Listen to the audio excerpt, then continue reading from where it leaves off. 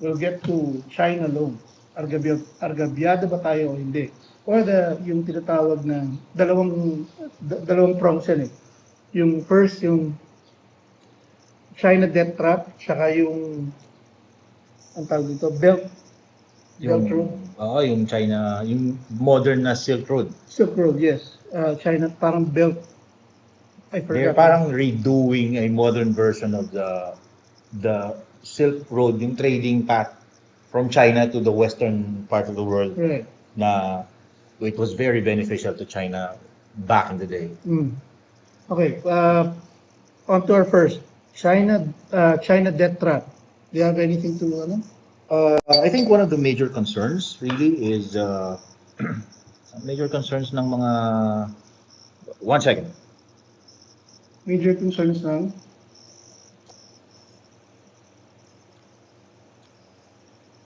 Sorry So, ayaw namin tunog ng tunog eh.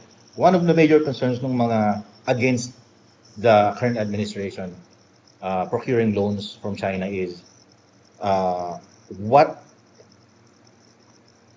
does China get other than interest rates? Diba? They're worried na because based on some of the news that I've read and I've heard is China is acquiring mga properties sa mga African countries that cannot pay their debts. Parang may isa na ship port yata, I don't remember exactly, na hindi sila makabayad ng utang, so what happened is part of the is this becomes China's not necessarily property, pero parang they own it for a certain amount of time. Parang nangyari sa Hong Kong. Okay, the China debt trap it works this way. They also call it the debt diplomacy. What happens is China will approach countries na medyo nangangailangan, and they're the ones who have the money right now. Ang US is unreliable because baon din sila sa China. Plus US has so many conditions. Yeah. Na tipong ang accusation is pinapautang nila with interest na alam nilang hindi makakabayad. Okay? Yes. Lahat ng gusto mangutang in exchange of pag hindi nakabayad, they will take some, yun yung controversially, parts of the patrimony. Right. Yung Okay? within You your have to territory. give up some sovereignty. Kunyari, either kung ano yung kumikita sa'yo, kunyari ports, kunyari stock market, whatever, mining, etc. Deep sea exploration, oils, whatever you have. Yes. So, ang nangyayari ngayon, meron ng mga hindi nakapagbayad. Most of the countries I've read are such African countries. African countries, Sri Lanka rin yata. Sri Lanka. Hindi nakapagbayad. So, tinake over ng China yung kanilang ports. Sila magpapatakbo for a certain time until makabayad. Right. So, parang it's gonna be leased to them. Now, yung belt, ang tawag doon?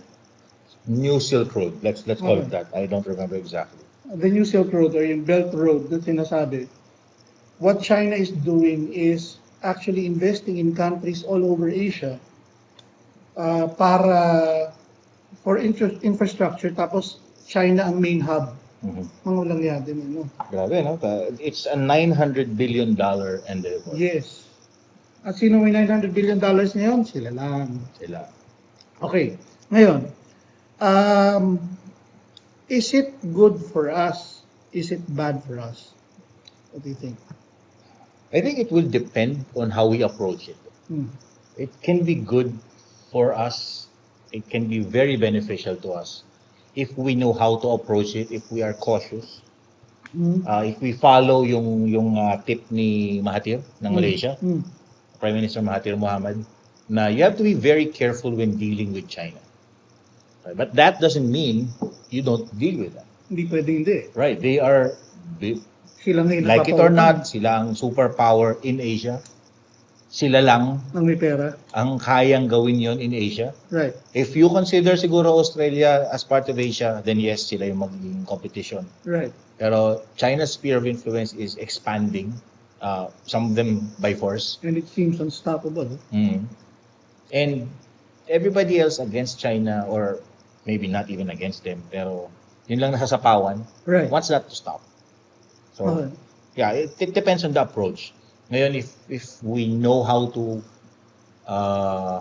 utilize that opportunity, papapakinabangan natin siya. Especially to fund yung current build project ng administration. So, if you're careless, you might end up losing territories or patrimony, control of some of your resources for a certain amount of time, which equates to financial losses as well. Well, okay, that's one side of it. Ito naman yung take ko dyan. Every year, pare, we work on a deficit yung budget natin. Mm-hmm. Deficit meaning laging kulang yung pera. Right. We overspend lagi. Overspend. So, fine. So, in other words, para matustusan lahat ng gastusin ng gobyerno, kailangan talagang mangutang. Mm-hmm. Okay, fine. At sino nagpapautang? It can be external or internal debt kasi may internal and external. Right. Now, in regards to China, we're talking about external.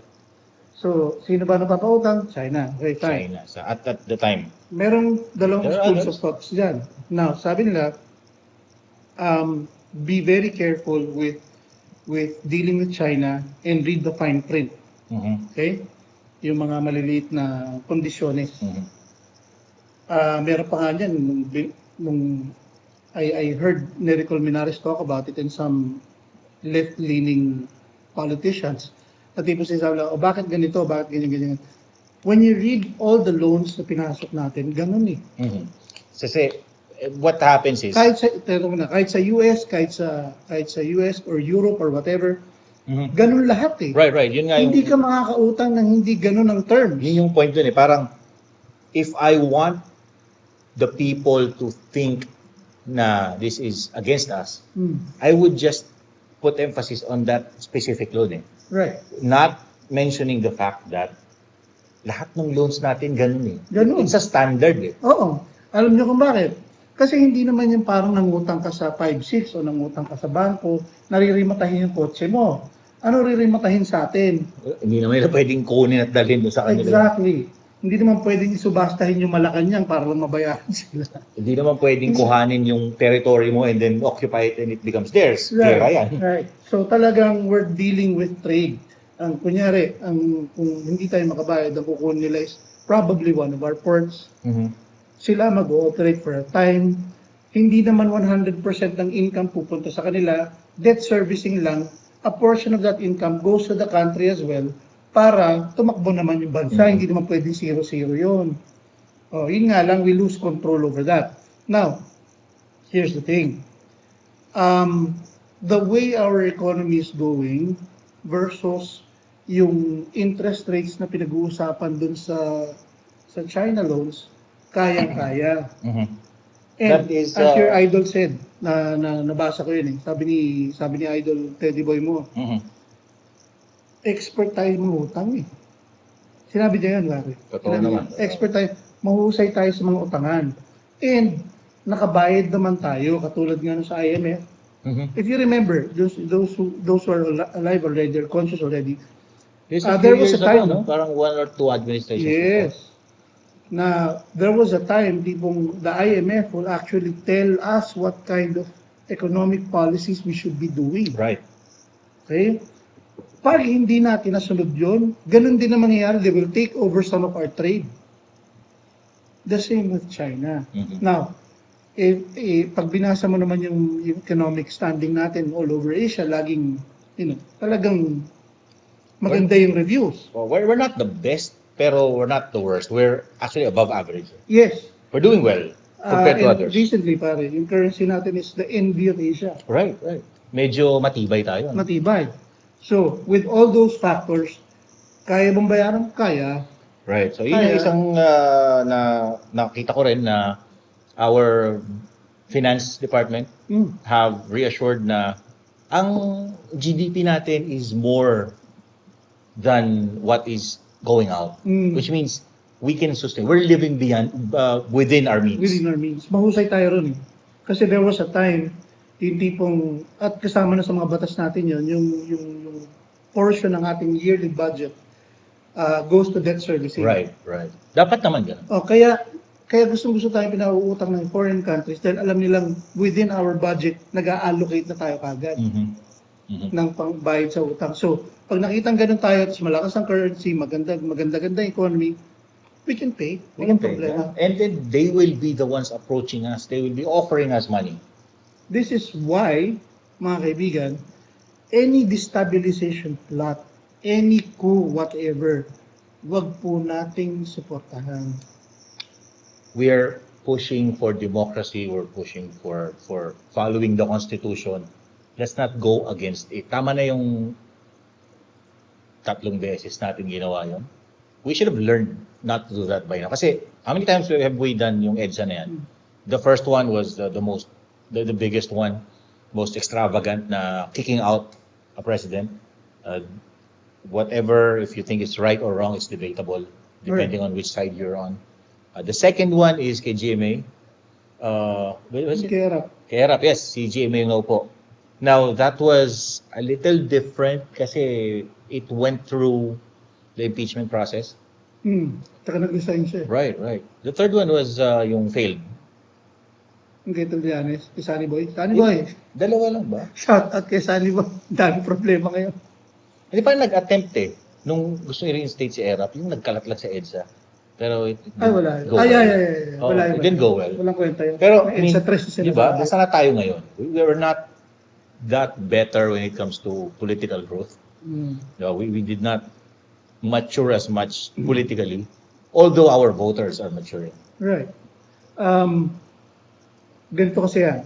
The moment magkaroon ng destabilization plot or sakasakaling mag-succeed man sila, whatever, it will gravely impact yung loan and debt servicing natin. Yes, political instability becomes a main factor sa mga nagpapautang sa atin. At doon baka magka-problema yung bayaran. Yes. Okay? Ng mga utang natin.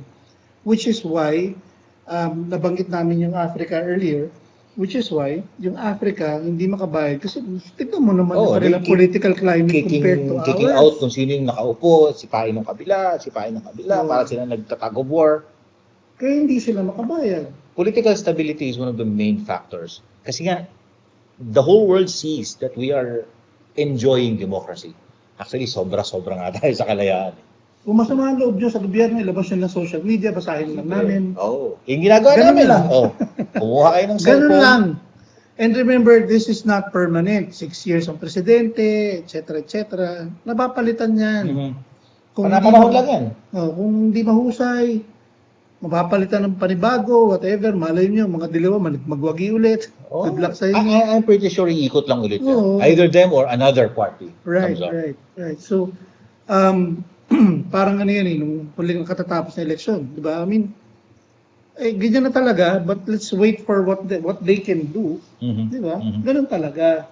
Okay, Kaya nahuhusgahan na agad yung mga nanalo, hindi pa nga naupo. Relax lang muna tayo, tigil na muna yung mga plating-plating. Kung meron man kayong mga kilala, pagsabihan yung wag na po dahil masisira yung diskarte natin sa ekonomiya, sa mga pagbabayad natin ng utang, sa ganda ng reviews natin all over the world regarding investments, etc. Sayang eh. Comparable yan sa mga kinaiinisan ko na ano. Alam mo yung magpo-post sa social media, tapos ang kaaway, sariling kamag-anak.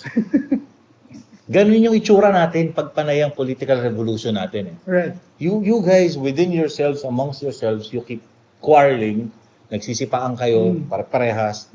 Pero, what does that look like from somebody looking in from the outside, di ba? Right. Ganun yun. May nakita mo yung kapitbahay mo, minumura yung nanay niya, tatay niya, kapitbahay, yung tiyuhin niya, tsahin niya, mga kapatid niya, sa social media. Right. So, tsaka yung naiinis ako, siguro magiging patulan natin yung mga nagpo-post ng, yung babae mo. Meron na nga, hindi ako familiar yung naglabasan ng video ng mga, ewan ko. Eto na sila ngayon. Ewan ko ba? Yung problema nyo internally, ayusin nyo internally. Huwag nyo involve yung mga tao sa labas. Do not wash dirty linen in public. The same way with our country. If we have internal problems, let's fix it ourselves. Okay. So, again, in conclusion with the China loans, lahat ng loans is always dangerous kung hindi natin alam ang ginagawa natin. But so far, so good. Para ka lang We're nabilo ng not- kotse niyan. Yeah, it's not really a bad, Our finance department is very good at managing our Right. finances. So, right. And sana yung mag-handle sa Senate ng finance natin is also a good Sana person. magaling. Sana para tuloy-tuloy na tayo. I mean, ganun talaga eh. Mahirap. maganda, positive trend tayo, economically. Yeah, yeah. Pero it's better Let's than not disrupt yung Yeah. magandang Yeah. trend. not worth the trouble. Mhm. Okay, I digress a little bit. Sinabi na rin ni VP Lenny yan eh. I support that, what she said. Hindi pang walang kwenta mag-destabilize ngayon eh. True. Walang reason. Sinabi eh. na ni Lenny yun ha, yung leader niya. Kasi sa ngayon, pag may nag-try mag-destabilize, sira lahat. alam mo na gusto lang niyang pumwesto rin eh. Oh. It's not you trying to shoot down a bad administration eh. Kasi right now, we're still free. Right. Di ba? Anong freedom niyo yung natapakan? Yeah. Meron ba? Hindi, for whatever it's worth, hindi naman stupid ang mga taga-Dilaw din eh. Pero Oo. hindi nag-iisip niyan eh. And they're doing these things for a reason. So for whoever yung mga ambisyoso dyan, I will not support. Let's not give them the support that they're clamoring for. Kasi once they see na it's gaining traction, believe me, it's all gonna go downhill from there. Yan. At tapos, eto pa yan, alam mo ng politiko, pag kunyari nag-take over sila sa gobyerno, ganyan, nasira yung currency natin, nasira yung economic upturn natin. Isisihin si Primus. Sasabihin lang ganun, kita nyo, yung China law, yan, hindi tayo makakabayad. Paano, dahil sa inyo ito mga linti kayo eh. Ganun talaga eh. So anyway, mira, kaya natin, it's not really bad yung China laws. Actually, when kayo na mag-research, yung interest ng China loans, number one, kaya natin. Number two, it's one of the smallest Right now. right now. Plus, when you look at the China loans, and this is a tip for you guys, if you're going to research about the China loans, research nyo rin yung ibang loans natin towards Ganun other din. countries. Ganun And then din. you compare. Kasi when you're only looking at one thing, you have no point of comparison. Parang kinapy-paste lang, Chinese nga lang pagkaka-copy-paste. Iba lang pumirma. Okay, so I hope na-address natin yun, yung fears na sa China loan. Don't fear, we're fine. If you have your own opinions about it, let us know. Lagyan sa comment section. Baka katulad na ginawa We'll namin call it kanina, out. we'll read it, and we'll answer. And we'll let your opinions be known as well. Next.